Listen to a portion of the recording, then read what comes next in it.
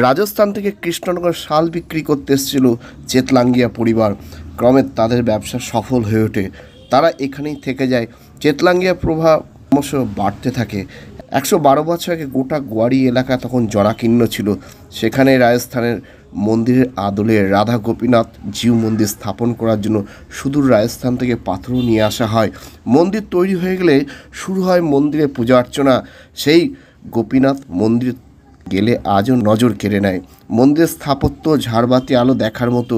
প্রচুর মানুষ মন্দিরে আসেন, তাই জন্মাষ্টমী, সানযাত্রা, নগর পরিকল্পনা, নগর পরিক্রমা সবই হয় এই মন্দির থেকে। তবে এই মন্দিরে হওয়া ঝুলন যাত্রা কৃষ্ণনগরের আলোচিত বিষয়। চেতলাঙ্গিয়া বাড়ির ঝুলন কৃষ্ণনগরের অন্যতম প্রাচীন ঝুলন যাত্রা।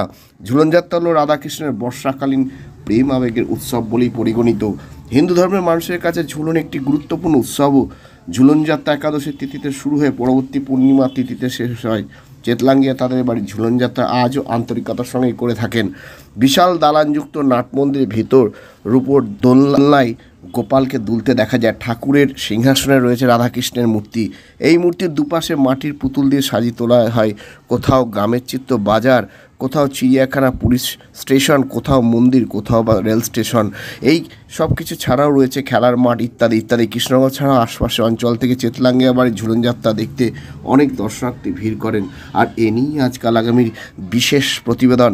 কৃষ্ণনগরের চেতলাঙ্গিয়া বাড়ির ঝুলন নজর কাটছে। পরিবারের সদস্য সন্দীপ চেতলাঙ্গিয়ার সঙ্গে এই নিয়ে কথা বলেছিলাম, তার সেই বক্তব্য শোনাবো।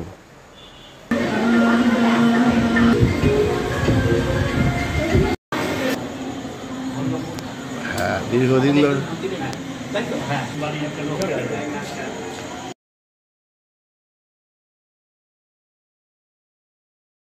আমাদের পূর্বপুরুষ এখানে এসেছিলেন।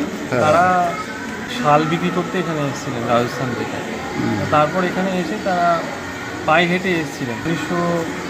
প্রায় 1912 সালের মন্দির, সেই সময় তারা এসেছিলেন।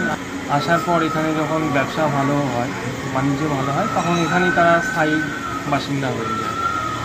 পরবর্তীকালে আমাদের পূর্বপুরুষের উদ্যোগে রাজস্থানের আদতে এই মন্দির, রাজস্থানে এরকম মন্দির রয়েছে এবং সেই স্ট্রাকচারই সেখান থেকেই মিস্ত্রি আসে এবং সেখান থেকে পাথর আসে।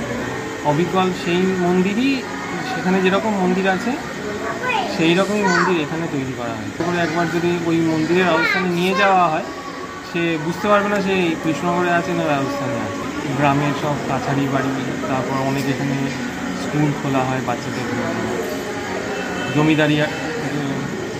জমিদারির কাজ কারবারে তখন পরবর্তীতে শুরু হয়।